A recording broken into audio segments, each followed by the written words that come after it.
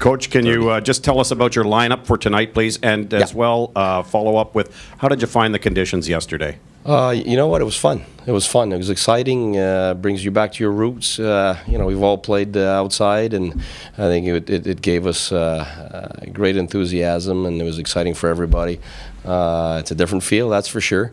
But you know, the ice was hard. It was good. It was a little difficult for the passing, but we were being told that you know they hadn't shaved it off before, and which is normal. And you know, yesterday, during the day and today, that's what they do so that the ice is as similar as it can be to our normal ice surface. So I think the NHL is used to these things, so I'm sure it's going to be the best conditions possible. Roster tonight? Yeah, we got obviously Andy, you knew that. We got the same defenseman as last game, and we've got same forwards except Burrows comes in and Paul comes out. Back left. Guy, just wondering, how important is it for you on a night when it could get pretty cold to kind of roll 4 lines and all day and not having a guy maybe sit on the bench for an extended period of time? Does that factor into your coaching? Not really, because that's what we've been doing for the last month. We've been on the road, and so we've been going with 4 lines. We have to. Everybody's been playing, so it doesn't really change anything. But obviously, you have to make it something important. But we have, anyways, in terms of shifts, shift length too. That's also part of what you need to look for. Short shifts so that you stay activated, the next guys stay activated. You know, and it is cold air you're breathing. That's different. That's probably, I would say, out of all the things that are different in that type of game, from what I hear, that's what's the hardest thing to get accustomed to, is having to play hard and having to breathe, you know, the cold air and keep going with stamina. So that's what we're looking at. So yeah, I would agree with you. That's certainly one of the things we have to focus on. But in terms of who's playing and all that, I don't think that makes any difference than any normal game. It's more about, I think, short shifts. Right side, Marc-André. Guy, est-ce que ton message tantôt, j'imagine, tu vas parler à tes joueurs, c'est comme ayez du fun, allez-y, tu sais, dans la situation dans laquelle ce que vous avez vécu dans les dernières semaines, et là, c'est une belle occasion, c'est juste comme allez-y, amusez-vous. Non. Je vais être franc avec toi. Le message qu'on a passé récemment, c'était pas une question de s'amuser. Quand tu commences à parler de s'amuser puis de fun, là, c'est des gladiateurs, là, c'est la glace. Là. Fait que j'ai pas le goût que nous autres, on ait du fun puis qu'eux autres soient à la guerre. Là. Par contre, on va avoir un esprit libre, on va avoir les jambes légères, on va avoir des mains lousses. Ça, on a parlé beaucoup de ça. De pas jouer tight, de jouer, tu sais, d'avoir peur de perdre parce que là, ça fait une coupe qu'on avait perdu, tout ça. On s'est vraiment débarrassé de ça là, avant, je te dirais avant le match de Buffalo. On avait beaucoup plus de calme. C'était 0-0 au milieu du match avant qu'on donne ce but-là. Puis on a eu plein de chances de marquer de haute qualité qu'on n'a pas mis dedans. Mais tu voyais qu'on avait beaucoup plus d'aisance à manier la rondelle, à prendre notre temps pour faire des jeux, plutôt que tu sais, le match contre San Jose, c'était très tight. Là. Les gars, ils voulaient tellement que là, c'est... Mais c'est pas une question de fun, c'était pas une question... Parce que quand tu commences à rentrer là-dedans, tu t'en vas pas nécessairement dans la bonne direction. Mais pour la tête, oui, c'est être plus relax dans la tête. Le corps est intense, mais les mains sont lousses, les jambes sont légères, la tête est libre.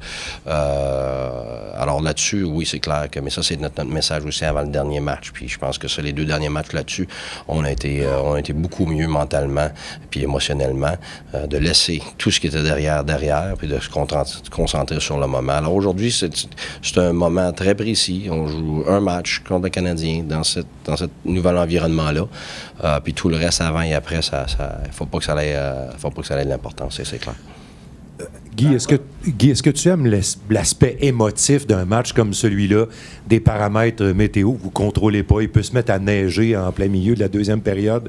Est-ce que ça amène quelque chose d'intéressant à une équipe de hockey qui a un match important à jouer? Ça dépend tout le temps de comment tu regardes ça. Le verre est à moitié vide ou est à moitié plein, c'est ton choix. Si tu décides que c'est excitant, c'est excitant. Si tu décides d'avoir peur qu'il y ait de la neige ou que tu aies trop froid ou que tu aies peur de donner une mise en échec parce que tu es gelé, là, c'est sûr que tu viens de décider, toi, que tu te donnes des embûches toi-même. Alors, je pense que comme équipe, les joueurs, le staff, tout ça, on a définitivement demandé à tout le monde de voir ça comme un challenge, pas voir ça comme une menace. Puis jusqu'à maintenant, c'est ce qu'on vit. C'est ce qu'on a vécu hier, soit durant notre entraînement, dans le vestiaire, même si on a eu à voyager différemment d'un match normal. On a eu aussi nos familles avec nous autres hier. Alors, on a rendu ça très agréable, très positif, puis on ne prévoit pas changer cette attitude-là pour le match ce soir. Il y a 30 000 personnes, je pense, ce soir, à peu près. Puis il y a des gens aussi qui regardent la télévision, mais je pense que ça, c'est différent. Ça doit être excitant, ça aussi. Moi, j'ai jamais vécu ça. Alors, j'ai hâte, je vais être franc avec toi. Last question, front right.